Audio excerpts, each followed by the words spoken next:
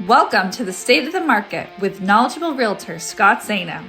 Sit back and relax as Scott lifts the curtain on Cape Cod's real estate stats. Buckle up and let's dive in. This is your monthly State of the Market report. Welcome back, everybody, to another State of the Market ending June of 2025. That's right. 6 months of the year have already gone by. January, February, March, April, May, June. So if you haven't reached your real estate goals for this year, please, by all means, enjoy the video that we're about to share with you. And if you have any questions, give me a call. Our door is always open. Let's jump right on into it. And let me go ahead and share my screen, and we're going to talk about the different sectors, right? So we always talk about these sectors here. The first one is your median sale price, right? So, well, we're going to get the average sales price, excuse me.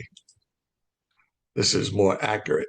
999,602 ending June of 2025. How's that compare to last month, Scott? It was 944, and there was a period when we broke a million back in April. Then it went to 944. Now we're at 999,602 for your average sales price here on beautiful Cape Cod. All right. The next sector that we're going to talk about is your homes for sale, and this dictates, what type of market that we're in. And incidentally, our market here that I'm talking about and sharing with everybody is for Cape Cod in the Barnstable County from Plymouth to P-Town. Okay. Other parts of the country, the real estate sectors could be quite differently, like Florida or Texas or California. But we always talk about the local sectors here covering Plymouth to P-Town. All right. So the next one is your homes for sale. So we have 1,091 homes ending the end of June, 1,106 in May. And so that dropped, maybe about 100 homes, right? And if we go back to 5 years on COVID, right? We were about 2,000 homes, March of 2020, right? I remember it very clearly. My birthday is the 18th of March. So you can see all we've been doing is just kind of bouncing along the bottom here. And now we're just starting to finally come up to half the inventory that we had back during COVID. So is inventory up? Yeah, but it's still 50% off, right? So you need to know that. So the next sector is going to be your days on market, right? So this tells us as real estate agents, how often and how strong offers are coming in and how long these homes are staying on the market before they get an offer. So today we're at 42 days. 42 days, right? Average. I've seen higher, I've seen lower. And last month it was May, so that's almost like a wash, 42 days on market. But again, look before COVID, it was 100 days.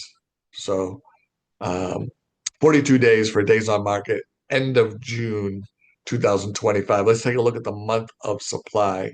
So your months of supply is your absorption, right? And that's basically tells us how many homes or how many months it would take before we run out of inventory, right? And right now our months of inventory is at 3.7 months of inventory. So if no other houses came on the market, we'd run out of inventory in 3.7 months. What does all that mean? This also tells us what kind of market we're in. Anything less than 4 months of inventory, we talked about this before, right? I'll talk about it again because it's so important today more than ever is get your sale price right. Price your property correctly and it'll go under contract. So 3.7 months of inventory, that's under 4 months. So that is a seller's market.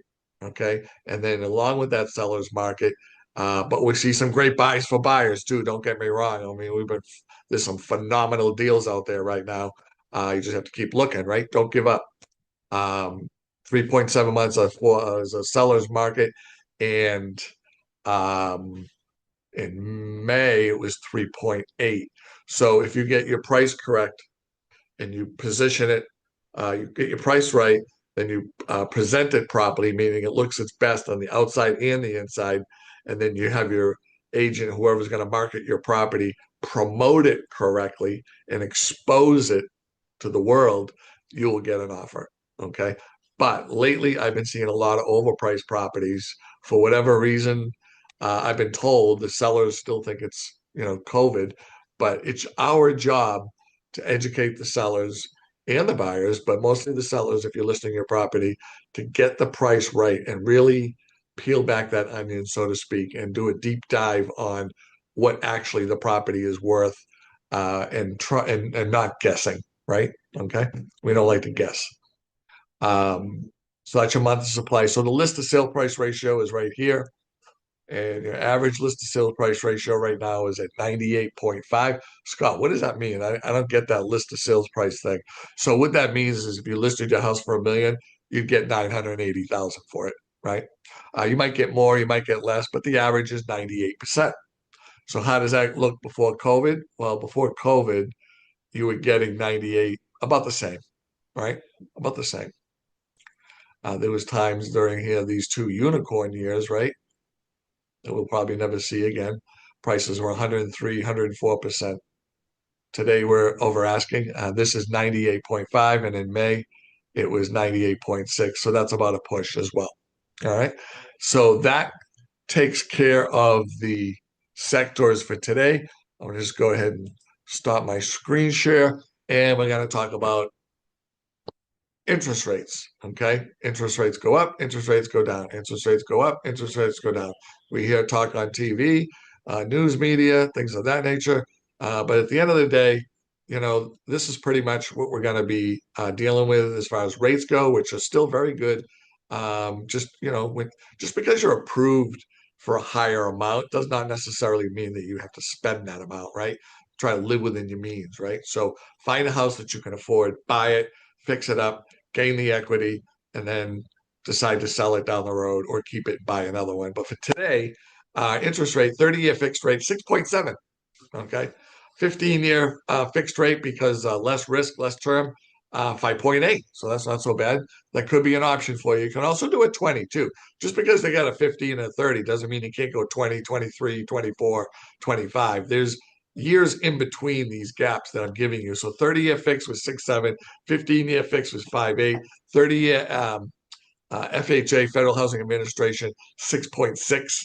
Okay. And you can do those loans with as little as 3.5% down. Okay. 30-year VA, Veterans Administration, 6.6. Those you can do with as little as zero money down. Okay. And then a 30-year jumbo financing 750, 800,000 or so.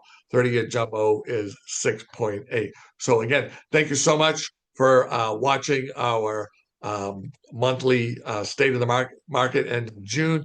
Thank you for all your calls, texts, letters, and emails.